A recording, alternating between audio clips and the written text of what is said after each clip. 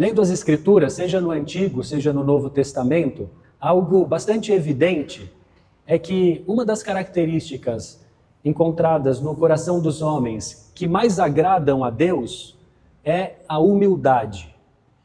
Na verdade, a humildade, que é considerada o fundamento de todas as outras virtudes humanas, porque sem a humildade as demais virtudes se perdem, é uma condição necessária para que nós tenhamos um verdadeiro amor, uma verdadeira confiança, uma verdadeira obediência a Deus. E, aliás, a própria fé é concedida por Deus àqueles que se abrem e que humildemente a pedem ao Senhor. E sobre isso, a Escritura é repleta de exemplos de como Deus aprecia a humildade. Pensemos, por exemplo, quando, através do profeta Samuel, o Senhor escolheria o segundo rei de Israel para suceder Saul, que na verdade era até desobediente, Saul, que significa magnífico, Saul, que deixou de obedecer aquilo que Deus tinha feito para oferecer sacrifícios, prestando culto, como se a sua própria vontade fosse melhor do que a de Deus, e Deus o desprezou e foi escolher no seu lugar um sucessor. Quando o profeta Samuel chegou na casa de Jessé, que tinha 7 filhos, ali encontrou alguns filhos fortes, que chamavam atenção, pareciam que tinham maiores capacidades humanas, e na medida em que iam sendo apresentados os filhos, perguntavam para o profeta: é esse que vai ser ungido rei? Não. É esse? Não. É esse? Não. Depois do 6º filho, acabaram-se todos os filhos? Tem um aqui, jovem, pequeno, franzino, que agora está apacentando as ovelhas. Bom, traz ele, quem sabe, pode ser ele. E o profeta Samuel disse: é esse que será ungido. E nessa ocasião, a palavra de Deus diz o seguinte, que o homem vê a aparência, mas Deus conhece o coração, o interior. E algo que pode passar despercebido nas aparências, sobretudo de quem é grande, de quem é inteligente, de quem é rico, de quem é bonito, mas que Deus pode encontrar oculto no coração de qualquer um de nós, é a humildade, sem a qual é impossível agradar a Deus. Pela humildade, São Pedro permaneceu naquele seu ministério de ser uma rocha e um pastor para as ovelhas do Senhor. Depois de ter vergonhosamente renegado o Senhor por 3 vezes, São Pedro, com toda a humildade, também por 3 vezes, reafirmou a sua fé, pedindo perdão a Jesus. Senhor, tu sabes tudo, tu sabes que eu te amo. E por isso Jesus, ao invés de rejeitá-lo, como fez a Saul, o confirmou: apacenta as minhas ovelhas. A humildade venceu, vamos dizer assim, o coração de Jesus, quando aquela pecadora pública, de péssima fama, se aproximou temerariamente naquele banquete na casa de Simão, o fariseu, e se lançou aos pés de Jesus, chorando as lágrimas de dor pelos seus pecados, e assim banhou os pés do Senhor, os quais enxugou com os cabelos, e Nosso Senhor apreciou isso. E por isso, onde o Evangelho é pregado até hoje, se recorda esse gesto, porque a humildade, de algum modo, vence o coração de Deus. Ao contrário, os vícios opostos à humildade, especialmente o orgulho, mas também a soberba e a vaidade, de algum modo fazem com que as comportas da graça do Senhor se fechem. E Deus, como um pai que corrige os seus filhos e que não quer que os seus filhos sejam viciados, mal educados, egoístas, muitas vezes Deus resiste um pouco àqueles que são movidos pela soberba. A Escritura, inclusive, por 3 vezes afirma que Deus resiste aos soberbos, mas dá a graça aos humildes. E a soberba, além de nos impedir de conhecer a Deus, a soberba pode muitas vezes nos impedir de obter, inclusive, o perdão de Deus. Não é à toa que a igreja afirma que, quando a igreja fala, por exemplo, dos pecados do Espírito contra o Espírito Santo, que são aqueles pecados que, segundo as palavras do Senhor, não terão perdão nem nesta vida, nem na vida futura, se refere não tanto a pecados específicos, mas a atitudes orgulhosas de quem, por orgulho, por teimosia, por apego a si mesmo, à própria vontade, às suas próprias ações, se recusa a abrir o coração para Deus. Por exemplo, aquele pecado que foi o pecado de Judas, que foi um pecado de desespero. Ao contrário de Pedro, que humildemente foi diante do Senhor, falou: Senhor, tu sabes tudo, tu sabes que eu te amo, perdoa. eu te ofereço essa minha vergonha, eu fui infiel, mas eu confio no Senhor porque o Senhor é bom. Judas se fechou na sua culpa de traidor. Ao invés de procurar Jesus, os apóstolos, a Virgem Maria, Judas foi até os sumos sacerdotes que lançaram na sua face aquelas 30 moedas que ele havia recebido para entregar o Salvador. E no final das contas, pela falta de simplicidade e pela obstinação desesperada em não simplesmente abrir o coração para Deus, como nós fazemos, por exemplo, na confissão, e pedir perdão, rasgar, como diz a Escritura, o coração e não as vestes, Judas se desesperou, não acreditou, não teve esperança e tirou a própria vida. Se tivesse um pouco de humildade, de simplicidade, isso não teria acontecido. Um outro pecado do Espírito Santo, negar por orgulho aquilo que é uma verdade revelada como tal pela igreja, aquilo que é evidente. Ou então presumir a sua própria salvação sem a graça de Deus, sem a ajuda de Deus, considerando-se justo, bom por si mesmo. Por isso, o Evangelho de São Lucas conta, numa outra passagem, não a de hoje, que numa determinada ocasião, ao perceber que enquanto pessoas ignorantes, pecadores, prostitutas, pobres, mendigos, cegos, doentes, lunáticos, se abriam para a graça e acreditavam nele, Jesus ao mesmo tempo via que muitos dos fariseus, com toda a sua cultura religiosa, muitos dos saduceus, dos mestres da lei, eram incapazes de reconhecer a verdade que se encontrava diante deles, simplesmente porque eram soberbos, apegados às suas ideias, vaidosos, porque viam na bondade e na santidade de Jesus Cristo uma ameaça para si ou um incômodo para a sua própria vida. Por exemplo, os fariseus não aceitavam a Cristo, por exemplo, porque Jesus falava claramente que o matrimônio era indissolúvel, e os fariseus não aceitavam isso de modo algum. Fechavam-se então para Jesus. E Jesus então exultou no Espírito Santo e disse: eu te louvo, ó Pai, porque escondestes estas coisas dos sábios e entendidos e as revelastes aos pequeninos, pois assim, ó Pai, foi do teu agrado. E se nós queremos conhecer os mistérios de Deus, compreender a palavra de Deus, receber as graças que o Senhor quer nos dar para que nós cumpramos a sua vontade, é preciso que nós nos coloquemos diante de Deus como pequeninos, como crianças, como pessoas que são como uma folha branca na qual o Senhor ainda tem que escrever muitas coisas e fazer muitas coisas, e jamais nos colocarmos diante de Deus como donos da própria vida, espertalhões, fechados nas nossas próprias opiniões, teimosos. Na verdade, eu diria, mais do que somente como crianças, diante de Deus nós devemos nos colocar, inclusive, como pobres, como mendigos, como necessitados, porque nós ouvíamos na primeira leitura, o Senhor é um juiz que não faz discriminação de pessoas. Ele não é parcial em prejuízo do pobre e também não é parcial. Em outras passagens a Escritura diz que Deus não desvia nem para a direita nem para a esquerda. Deus não favorece o rico e, embora tenha um amor especial pelo pobre, também não rouba em favor do pobre. O Senhor é justo e diante dele precisamos comparecer com o peito aberto, com a consciência humilde, sabendo que ele é quem conhece a verdade sobre todos nós, sobre a nossa vida, e que ele, sem distinção e acepção de pessoas, julgará as obras de cada um, ricos, pobres, poderosos, fracos, cada um prestará contas ao Supremo Juiz pelas suas obras, e diante dele é preciso comparecer com humildade. E a liturgia hoje nos fala da humildade de um modo especial no que diz respeito à nossa vida de oração. Domingo passado, se vocês se recordam bem, Jesus havia proposto aquela parábola do juiz e da viúva para falar sobre a necessidade de rezar sempre e sem cessar, ou seja, de sermos constantes na oração. Hoje Jesus conta essa parábola do fariseu e do cobrador de impostos para falar sobre uma das disposições que todo coração precisa ter para que as suas preces sejam agradáveis a Deus, que é a humildade. E sobre isso, ainda na primeira leitura, o livro do Eclesiástico dizia o seguinte, que nos serve para meditação.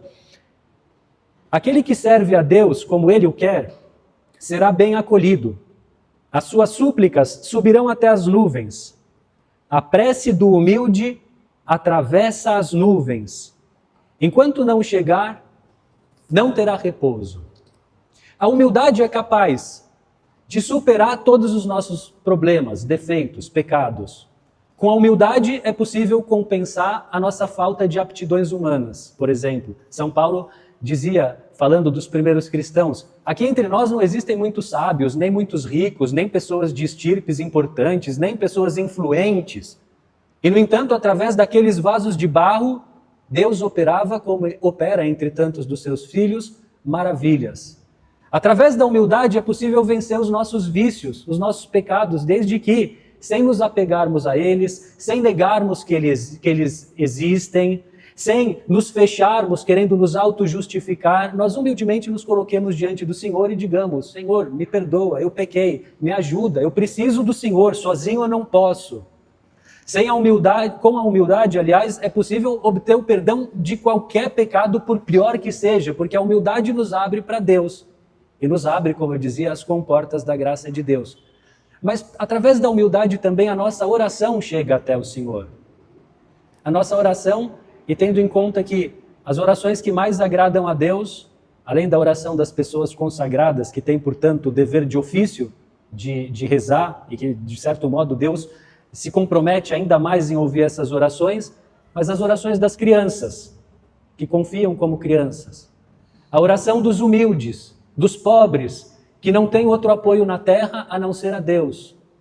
A oração dos doentes, que já não encontram mais nenhum conforto, nenhum sustento na vida e que precisam ficar completamente entregues à providência de Deus.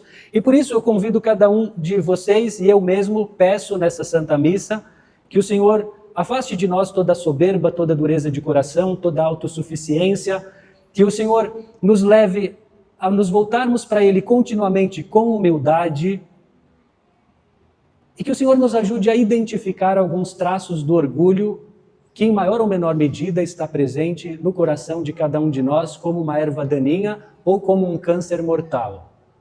E para isso eu gostaria de refletir sobre algumas palavras que Jesus diz, que nos mostram, revelam, escancaram atitudes que denotam o nosso orgulho.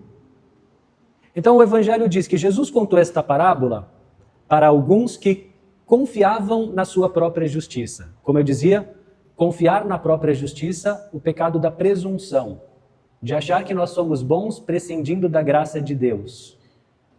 E também para alguns que desprezavam os outros. E aqui um sinal certo de orgulho, desprezar os outros. Às vezes o desprezo pelos outros se dá de uma maneira escancarada. Um exemplo de desprezo escancarado, só não percebe quem já foi quem se encontra um pouco cego, é o desprezo de rotular facilmente as pessoas e terem pouca conta as pessoas por preconceitos pessoais. Por exemplo, preconceitos raciais são fruto do orgulho. Desprezar a pessoa pela sua raça. Desprezar um grupo de pessoas pela sua origem. Isso é fruto do orgulho. Porque continua Jesus que esse fariseu cuja prece não foi atendida por Deus porque era orgulhoso, ao rezar para o Senhor, até que começa bem, começa com uma ação de graças, ó Deus, eu te agradeço, porque não sou como os outros homens. O orgulhoso possui essa semente de pecado no seu coração que faz com que ele pense que ele é diferente dos outros. Não sou como eles, eu não tenho a mesma origem, e pode ser por várias razões, porque eu sou mais rico, porque eu sou mais inteligente, porque eu sou mais bonito, porque eu sou mais católico, porque eu sou mais isso, eu sou mais aquilo. Então, o que vale para os outros, não vale para mim. E aí, uma outra forma de desprezo dos outros. Achar que é perfeitamente normal para os outros aquilo que eu acho que é inadmissível para mim. Achar que é normal que os outros sofram certas humilhações, afinal acontece, faz parte da vida, deixa de mimimi. E que quando são feitas para mim, eu fico raivoso, com ódio. Achar que é normal que os outros sofram certas injustiças e ficar tranquilo.